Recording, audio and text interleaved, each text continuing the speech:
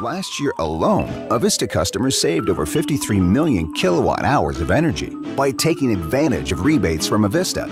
Like 15 cents a square foot for new attic insulation, $35 for installing a smart thermostat, or $2,300 for switching from electric to natural gas heat. And all that savings reduced carbon emissions by more than 18,000 tons. Way to save, everyone. Way to save. Find your way to save at avistautilities.com. It's time for House to Home on your radio. House to Home, where you'll hear from local people who turn houses into homes across the inland Northwest, and how you can too. House to Home is brought to you in part by your friends at Rada Paint and Avista. Here's your host, Clyde Hawsey. And welcome, folks. How are you doing today? I'm having a great day. Our guest today is Tom Linhart with Avista. Tom, thank you for joining us. Thank you for letting me be here, Clyde. Well, we've had a couple times that we've talked on these programs before, and you've always got the answers. And my wife, as I said, the last time we got done, I said, I will go home and give my wife the answer. And she believed what I said because I got it from you. Well, I appreciate it. Tom is a very important part for the energy-saving ideas that come from Avista, Chief Energy Efficiency Engineer, right? That's correct. That was a mouthful to keep it all in line. I know. Tom, you have the answers, and that is what we're all about. You know, as you can pretty well maybe understand, we're in that time of the year that if you're going to be doing remodeling projects, there's a lot of do's and don'ts that are going on.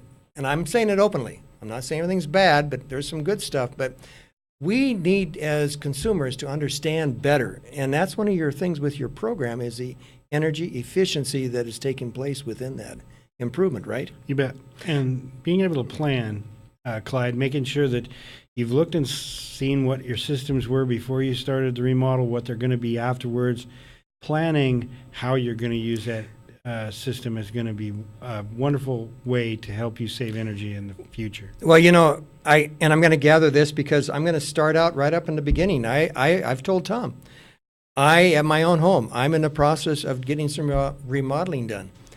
How do you begin that process? And again, not just because my wife and I, we decided that we need to do it, but there's some importance of why we're putting some new windows in, why are we putting some new siding on, why are we doing that? And it's really for the comfort when you need those things to be in place correctly. Is that? That's right.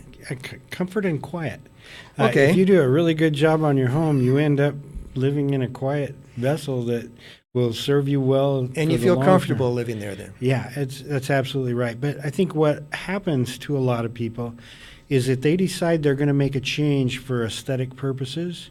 And if they would think a little deeper into it, they might find out that while they have that siding off, getting ready to put on the new siding, there may be some other things they could do that would cut their energy use in half during the winter.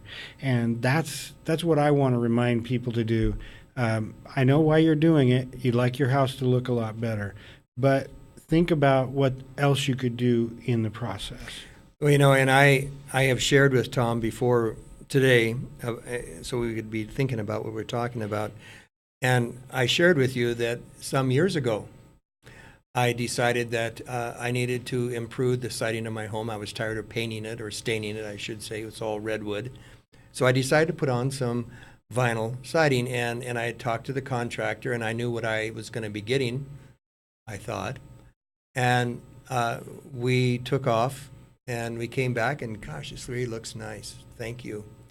Well, some years later, now 15 years later, the windows, they had lost some of the seal. They're a stationary window, and they had lost their seal. And so I said, well, I want to see what's surrounding this window, and what can we do to improve on it, and what do we want to have happen? I guess I have more questions is what I'm asking than I did before, besides just at the looks of the thing. And I found some things that just blew my socks away, and I said, there's no vapor barrier. And I said, why? And then I called Tom, and Tom says, well, why? He had the same question. And so we began to evaluate that, and we even found a hole that was 6 inches in diameter that I had a pellet stove venting out to the outdoors from one of the atrium areas. And that had never been filled in, except for some wasp nests behind the siding. I mean, and I was wondering, why is this room always so cold? Well, it's because of all the windows. That wasn't the problem. It was everything around the windows. The windows were doing fine, except they lost their barrier. So here we are, umpteen years later. I've paid a lot of heating bills that I could have maybe reprieved. And what are some of the tips that you would say as an energy efficient engineer that when you're asking questions or putting a contract together, what are some good basic standards, some 101, shall we say? And I'm leading you along here, but I'm saying you got to have a vapor barrier, right? I mean, siding I think that's a really good point, Clyde. One of the things you can ask your contractor is, what are we going to do in this process to improve my envelope? Envelope is just a fancy way of saying shell or the outside of your building.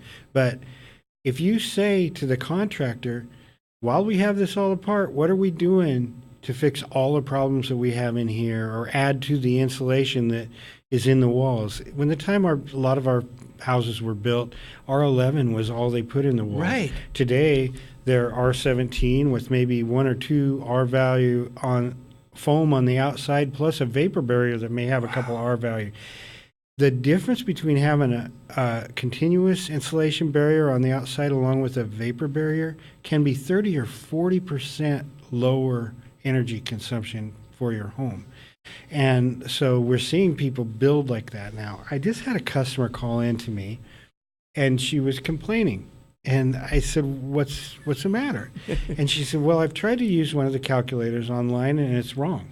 And I said, why do you believe it's wrong? And she said, because I never use this much energy, and it says that if I have this big a house and I do this, right, it will use this much energy. So I said, well, that's a normal house.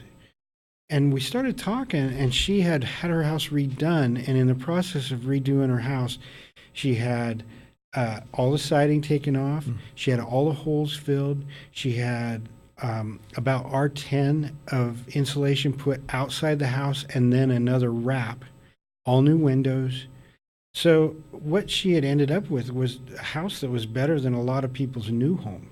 Wow. Because she did all the right things. And so it was right for her to, I agreed with her that my calculator isn't going to match your house because you made your house be the ideal house that we want to see people put in. Okay, you just said that word, too good. Can you overdo it? Can you make the home too tight? Well, you can. In fact, the new Habitat for Humanity homes are built so tightly that they automatically put in what's called an energy recovery ventilator. And what that device is a device that lets you pull in fresh air from the outside, and in the process of pulling it in, it transfers the heat or cool that you had on the air inside into that airflow, and so you don't lose all the heating and cooling that you had. And it measures how much it should run based on the carbon dioxide levels in your house. So if you're breathing off a lot of carbon dioxide, it smells it and says they need some more oxygen in Is this here. a smart house? It's not a smart house. It's only a tight house that knows my occupants need a little bit more oxygen. So if it's too tight, it can cause you problems unless you want to bring air in and out. Okay, so then I'm going to ask the next question before we have to take a break here, Tom. If we're looking at redoing some of these things, if we cannot find a contractor who has some of these answers, as you were asking the question, to solving these things, can we go to Avista to maybe ask you or someone of your staff, what are some of the things we have to be looking at? Of course, yeah, we can talk about that. I think what we're talking about is not necessarily giving you the answers, but helping you become a better shopper. Okay. It's getting your house fixed or buying a new appliance is no different than buying a pair of shoes. You wouldn't just go to the first store that had the shoes. You'd try 5 stores that have those shoes. And for some reason, when you multiply the cost of the shoes by 200 times, all of a sudden Right. people only start going to one vendor. And frankly, I believe in asking for a lot of bids and asking people to split the difference between whether it's labor and whether it's materials, and give them all kinds of information. So ask for a breakdown that's going to actually answer some of those questions so that you can actually feel comfortable in asking you, how does that fit into your program is what I'm trying to say. That's right. Well, then you can start looking at some of the information that's on myavista.com and possibly now see, okay, I'm better off going with this. And I know the best contractor to pick because I've separated this to know that the materials are more here, but the labor's more here. And so you're a better shopper. Okay. So what you're saying is that when we start getting involved in this thing is that we should be asking good, hardcore, thorough questions. By talking to your firm, Avista, they're not going to give that answer to you. They're going to give you the questions that you could be asking to see how you got a good answer, right? Yeah, that's true. We had talked about this basically before on the other program was that crawl spaces, and I will share with you, I have insulated my floors, and again, that has to be done because there is no concrete in the crawl. I mean, it's 4 foot deep. But I even put visqueen on the dirt itself. Is this a no or yes or no? No, I think that's a really good idea because you do make a vapor barrier to stop any of that vapor that's down in the dirt come up and become aerosol. Well, and I even verified, even check and see heat ducts that come through that floor area. They've been insulated again. To say I'm into saving money on my electrical bill because as soon as I pay it, it's gone. And there's no secrets there, is there? We're all for that. Any amount of energy that we can help you save is energy we don't have to produce or buy. And so a lot of people wonder, and they'll ask us, why in the world would you help somebody save energy when you make money off of it? Well, it costs us half as much to help you save energy as it does for us to go out and buy it or build a generator to create it. So we're more than happy to do that. Well, we had touched on also, folks, if you weren't listening to the first program, we were talking about this idea that even a block party, you folks would even come out and walk around and be part of the entertainment or the information that evening. Sure, and I did point out then as well is we have energy fairs that go out in the community.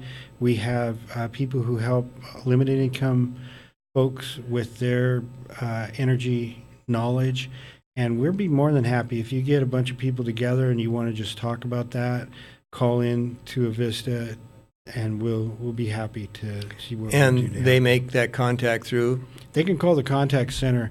My team works with the contact center all the time, and so they know how to get a hold of us and help us get. And you can do it through online then, right? And you can do online by going to askavista.com and myavista.com. On myavista, there's a place where you just say, I have a question. And well, you were saying they just had an actual upgrade to your system there, so it should be really effective in answering those given questions. What are some of the other things that we need to be really evaluating if you're remodeling? And I think that's real important. I think one of the things you brought up that was interesting is that if you're expanding your home, adding rooms, sometimes this heating system you have in your present home isn't capable of even taking on the extra square feet. And if you overtax that system, you could cause it all to not work very well. And there are ways that you can, if you're an all-electric area, you can put in a new ductless heat pump just to satisfy that one room that you put in. Or there are all kinds of ways that you can be helped to put another system in, but be very careful that you're not overtaxing one that you've had before. Well, you see, Tom has been talking. He and I have been talking about this before, and so he already knew where I was heading because I have done that. So, Tom, you've given us all some great ideas, some great things to how to approach things. So, for now, I want to say thank you, and thank you to Avista. And don't forget the block party. They'll be glad to come out and answer a lot of questions and give you some help along with that. So with all that being said, Tom, we're going to see you next time. Thanks, Clyde. On House to Home. Thank you very much, folks. See you very soon. And stay cool. House to Home with Clyde Hawsey is produced in Spokane, Washington by SpokaneTalksOnline.com, which is solely responsible for its content.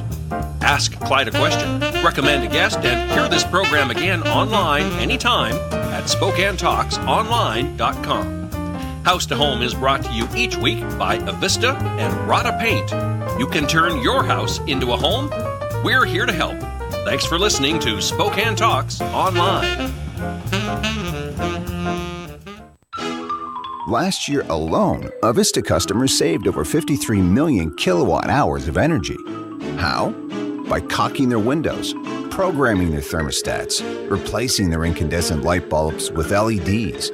Simple things, really. But the energy they saved was enough to power more than 4,000 homes for an entire year. Way to save, everyone. Way to save. Find your way to save at avistautilities.com. When it comes to adding long-lasting color to your world, let Rada Paint give you a hand.